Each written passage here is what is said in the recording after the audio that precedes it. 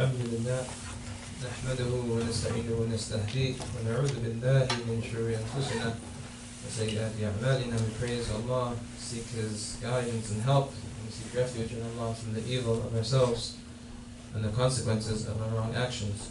وأشهد أن لا إله إلا الله وحده لا شريك له له الملك وله الحمد وهو على كل شيء قدير.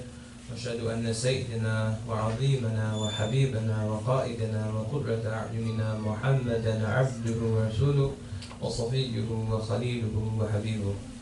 اللهم صل وسلم على سيدنا محمد عبدك ورسولك النبي الأمي وعلى آل سيدنا محمد كما صليت على إبراهيم وعلى آل إبراهيم في العالمين إنك حميد مجيد. أما بعد إني أوصيكم ونفسي بتقوى الله. To proceed, I remind myself and you all of the importance of taqwa of Allah, which is reverential consciousness or mindfulness of Allah, remembering Allah.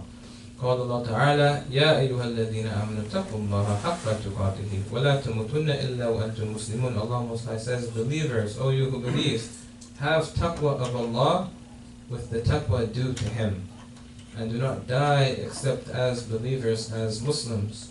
وقال تعالى يا أيها الذين آمنوا اتقوا الله وقولوا قولا سديدا يصلح لكم أعمالكم ويغفر لكم ذنوبكم وما يطع الله ورسوله فقد فاز فوزا عظيما. Believers, have taqwa of Allah, be conscious of Allah, and speak words which hit the mark.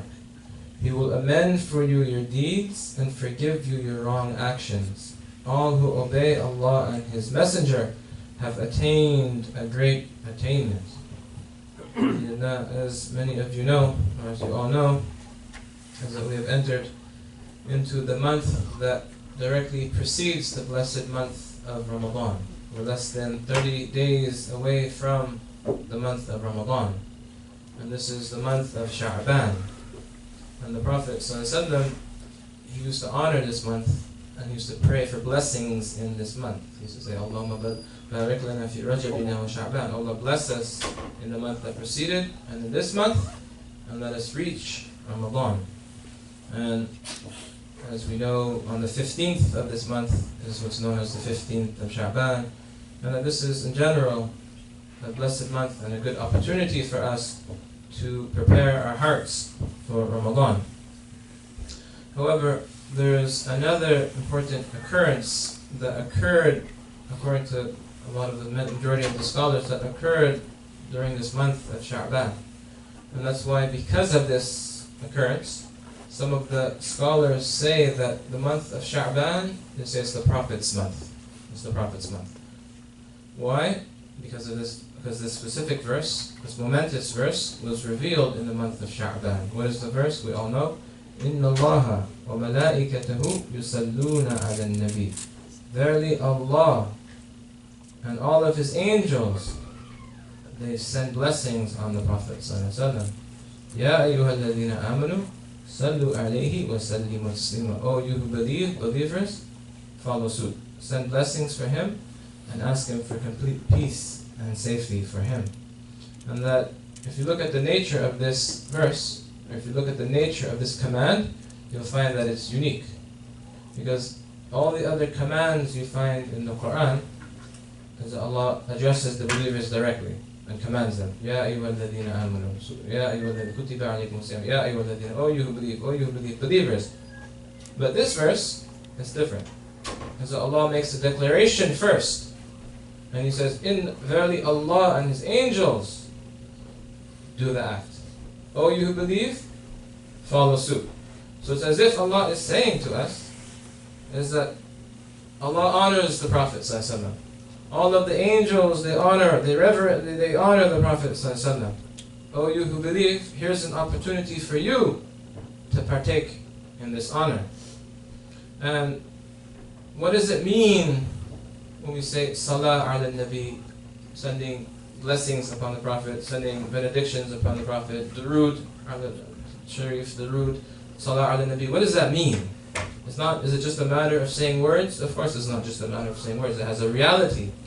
And what is the reality of sending blessings upon the Prophet? When we say Allahumma salli ala Sayyidina Muhammad wa ala ali Muhammad, Right? Allahumma sallallahu alayhi. When we say that every time the Prophet's name is mentioned. Sallallahu alayhi. What is the reality of sending these blessings upon the Prophet? Is that it's an opportunity and it's a means for us to renew our connection and to establish and renew our connection with him, combined with praise of the Prophet and gratitude for him. And that Allah says, and he describes the Prophet as a blessing. And actually, when Allah talks about the blessing of the Prophet he actually mentions the Prophet before he even mentions the Quran. And what does this tell us? Is that if it wasn't for the Prophet's existence, is that we wouldn't have the Quran. We wouldn't know Allah. How would we worship? Is that what would we have? We wouldn't know Ramadan. We wouldn't have any of this mercy if it wasn't for the Prophet's existence. لَقَدْ مَنَّ اللَّهُ عَلَى الْمُؤْمِنِينَ إِذْ بَعَثَ فِيهِمْ رَسُولًا مِنْ أَنفُسِهِمْ. Allah has showed great kindness to the believers when He has sent a messenger to them from among them. يَتْلُو عَلَيْهِمْ آيَاتِهِ, is that He recites His verses to them. وَيُزَكِّيهِمْ, and He, the Prophet, purifies them. وَيُعَلِّمُهُمُ الْكِتَابُ وَالْحِكْمَةِ, and He teaches them the book and wisdom. وَإِنْ كَانُوا مِنْ قَبْلُ لَفِي ضَلَالٍ مُبِينٍ, even if though before they were clearly misguided. And that the Prophet ﷺ, when we think about the Prophet ﷺ, is that we have to think about him in terms of being this blessing, in terms of being the greatest blessing, the greatest of gifts.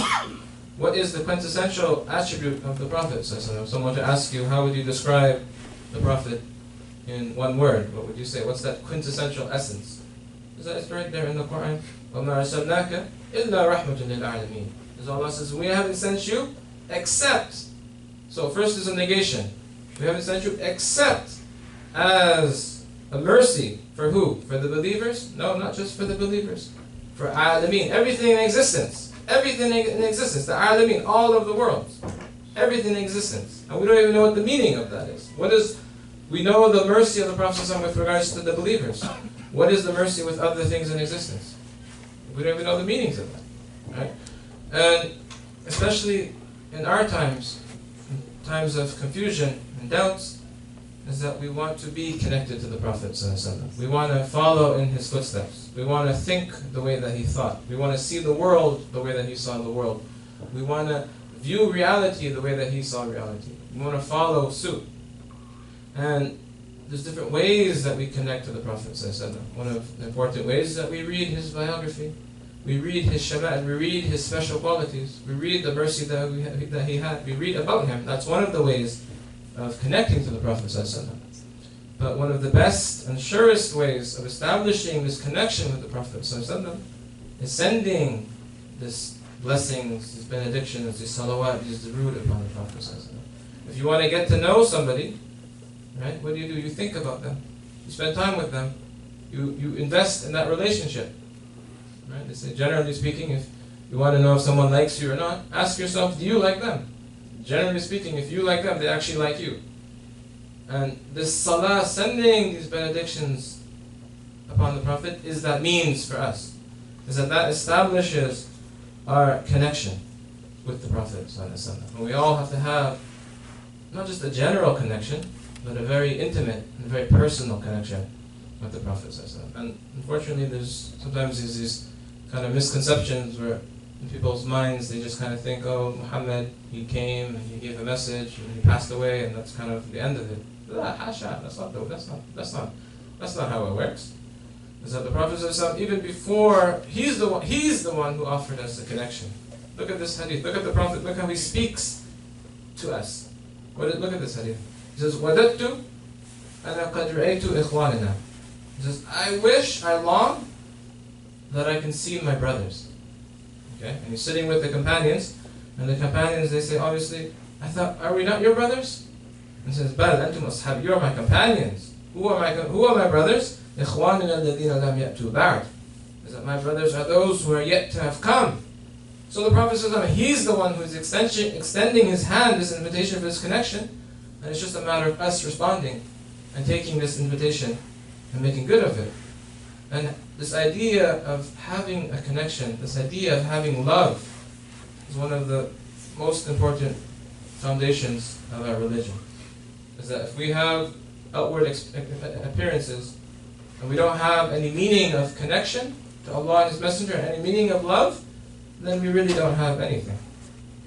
And that the companions, look at all their good deeds, look at all their salat, look at all their fasting, look at all their sadaqah, look at all their sacrifice. What made them happy was one specific, what made them happy over all of that was one specific utterance of the Prophet ﷺ. It's one simple sentence. Is that once a Bedouin man from the desert, he came to the masjid of the Prophet ﷺ while the Prophet was giving a khutbah, and he was very frank. He said, "Oh Prophet of Allah, when's the day of judgment?" He just kind of stood up like that. And the Prophet, he didn't like these theoretical questions. What's the benefit of knowing? What are you going to do? So he rephrased the question, and he made it very practical for this person. And he says, okay, don't ask when the day of judgment is. Ask, what have you prepared for it? Because that's what really matters. And then this Bedouin man, he was an intelligent person. He said, I don't have a lot of fasting. I don't have a lot of prayer. I don't have a lot of good extra deeds. I do have one thing though. Is that I love Allah and I love the Messenger of Allah. And then what did the Prophet say? He said, Al-Maru ma'aman ahab. Is that a person is with the one that he loves. And the scholars, they say that someone can be circumambulating around the Kaaba, day in and day night, day in and day out. But if their heart is with people who are corrupt, or if their heart is with people who are immoral, that they will be with them. So it's a matter of the hearts. Or the contrary is true. Somebody can be in the gutter, but if they have that love of Allah and the Messenger in their heart, is that inshallah they will be with them. Now this is a true story. It happened. The companions, one of the companions, he fell prone to drinking wine, and he had a drinking problem, and then he was punished for it, and then he did it again, and then he was punished publicly, and he did it again, and then finally the third or fourth time that he was being punished, somebody said, what's wrong with this person? Why can't he just get himself together? And the Prophet said, no, don't speak ill of him. Why? Because even though he has this problem, he's a person that loves Allah and he loves His Messenger. This is the essence of our religion, is having this connection. And again, we establish this connection in different ways, but one of the most important ways is sending copious amounts of Salāt al-Nabi. So I just want to look at some of these hadith about sending the Salāt al-Nabi. And this should be a practice of ours, is that we remember the Prophet ﷺ. We're well-wishers for the Prophet ﷺ. We send blessings and benedictions upon the Prophet ﷺ. We want Allah to keep on elevating the Prophet ﷺ, and we want to be part of that.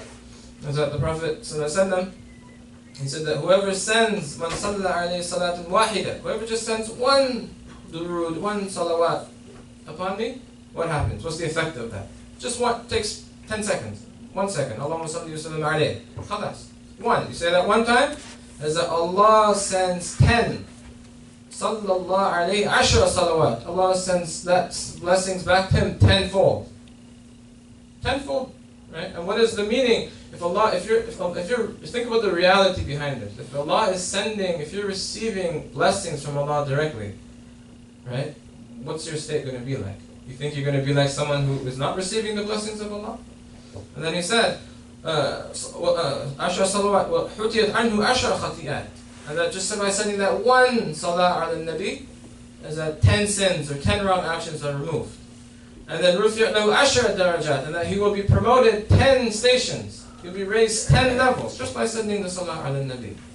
And then a beautiful hadith where the Prophet himself, he says that whoever sends the salam, the greetings of peace and the benedictions, is that the Prophet himself receives them, and he will return your greetings.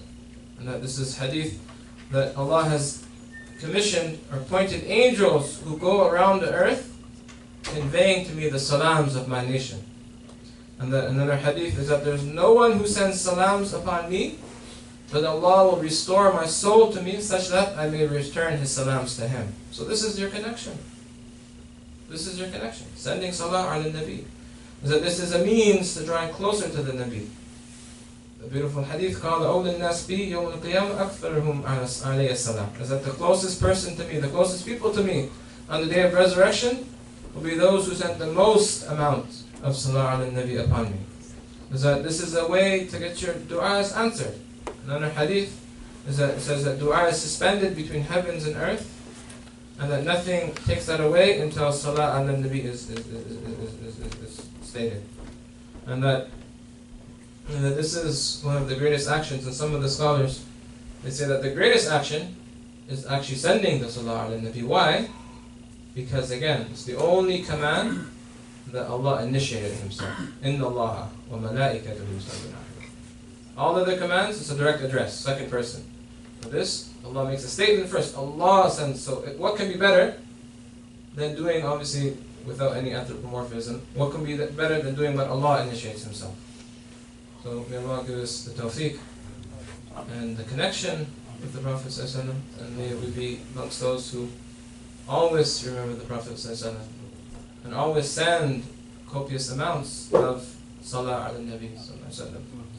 Allah Azza wa Jalla يقول وبقول يهتد المهتدين جل في علا وإذا قرئ القرآن فاستمعوا له وأنصتوا لعلكم ترحمون وقال عز من قائل الكريم فإذا قرأت القرآن فاستعذ بالله من الشيطان الرجيم أعوذ بالله من الشيطان الرجيم بسم الله الرحمن الرحيم والعصر إن الإنسان لفي خسر إلا الذين آمنوا وعملوا الصالحات وتواصوا بالحق وتواصوا بالصبر أقول قولي هذا واستغفر العظيم الكريم لي ولكم ولسائر المسلمين من كل ذنب واستغفروه إنه هو الغفور الرحيم.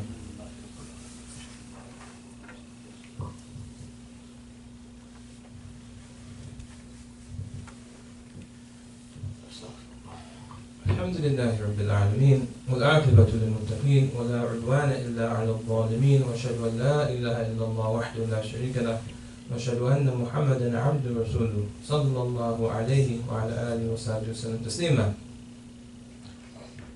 With regards to sending these benedictions, these blessings upon the Prophet ﷺ, is that you might know people who do send a lot of Salāt ala Nabi, maybe your relatives, your grandparents, different generation, and that you might notice that those people who have that quality are always sending Salāt ala, always sending these blessings upon the Prophet, is that they're special people. And one of the things that you'll find, this is mujarrab, one of the things that you'll find is that they're happy people. Is that whatever happens to them in life, you'll find that they have joy. And that's from the blessing of having that connection with the Prophet ﷺ, of having always being connected with him, is that they have joy in their lives. They're happy people, and they're special people. And that this is based directly from, look at this hadith, beautiful report, and I'll end with this hadith. Is that the companion Ubay bin Ka'b, he comes to the Prophet ﷺ, and he says, I like to send salat upon you, blessings upon you. And how much of my dua, my free time, should I be spending in sending salat upon you? Look at the question that he's asking. Right? Look at the question. And then the Prophet says, whatever is easy for you, do whatever you wish. Do whatever you wish, whatever is easy for you. So he starts thinking, he says, how about if I spend a quarter of my free time sending salat upon you? And the Prophet says, whatever you wish, if you do more, that's good. He says, what about 1/2 of my free time? Whatever you wish, if you do more, he said, that's better for you. How about 2/3? Again, same answer. Whatever you wish, if you do more, that's better for you. And then he says, finally, khalas. He said, I'll make all of my dua, my free time, just devoted to sending salat upon you. All my free time. And what does the Prophet say? What does he say? He says, Idan, if that's the case, is that your concerns will be taken care of. Your concerns will be taken care of. We live in a time where people are suffering from anxiety. They're suffering from all these, there's a lot of hardships out there. But sending the salat, what did the Prophet say? You send salat, your concerns will be taken care of. You won't have these stresses and the anxieties that debilitate people. Right? Not only that, but your sins will be forgiven. So what more? It's as if the Prophet he gave us everything. It's very simple. 30 seconds, do it 5 minutes a day, say it 50 times a day, 100 times a day, 300 times a day. There's people in this ummah now that do more than 10,000 times a day. I've met people who that's their state. Right? But we do what's easy for us. But these are the keys of good. They're just in our hands. We just need to use them. And this is the gifts of the Prophet ﷺ. So may Allah enable us to be among those who truly love Allah and His Messenger. May He enable us to fill our heart with the love of the Prophet ﷺ, and that we have a connection with the Prophet ﷺ. And really, The Salāt ala Nabi, it's a manifestation of your connection. If you see someone who's always giving these durood, this Salāt ala Nabi, then that shows you that they have something in their heart, they have that connection. And we could try to make an effort to acquire it, but the more we do, the more that it will come. So may Allah help us in that and bless us in this endeavor. وَاعْلَمُوا يَا عِبَادَ اللَّهِ وَاعْلَمُوا أَنَّ اللَّهَ أَمَرَنَا بِأَمْرٍ بَدَى فِي بِنَفْسِهِ. So know that Allah has commanded us with a command that He started Himself, He initiated Himself. وَثَنَّ بِمَلَائِكَةٍ مُسَبِّحِ الْقُدْسِ, followed by the angels. وَأَيَّ بِالْمُؤْمِنِينَ مِنْ عِبَادِ تَعْمِيمًا, then the believers. فَقَالَ مُخْبِرًا وَآمِرًا لَهُمْ تَكْرِيمًا. So He said, informing them and commanding them out of honor, إِنَّ اللَّهَ وَمَلَائِكَتَهُ يُصَلُّونَ عَلَى النَّبِيِّ يَا أَيُّهَا الَّذِينَ آمَنُوا صَلُّوا عَلَيْهِ وَسَلِّمُوا تَسْلِيمًا. اللهم صل وسلم على سيدنا محمد عبدك رسولك النبي الأمي وعلى آل سيدنا محمد كما صليت على إبراهيم وعلى آل إبراهيم في العالمين إنك أنت الحميد المجيد. اللهم أعز الإسلام وانصر المسلمين. اللهم أعز الإسلام وانصر المسلمين. اللهم كن لإخواننا المسلمين في مشارق الأرض مغاربها. اللهم اغفر لنا وللمسلمين والمسلمات المؤمنين والمؤمنات الأحياء منهم والأموات مغفرة ظاهرة باطنة سرا وعلانية لا تغادر لنا ذنبا ولا نكتسب بعدها خطيئة ولا إثما. إن الله يأمر بالعدل والإحسان وإيتاء ذي القربى وينهى عن الفحشاء والمنكر والبغي يعظكم لعلكم تذكرون. اذكروا الله العظيم يذكركم واشكروه على نعمه يزدكم ولذكر الله أكبر.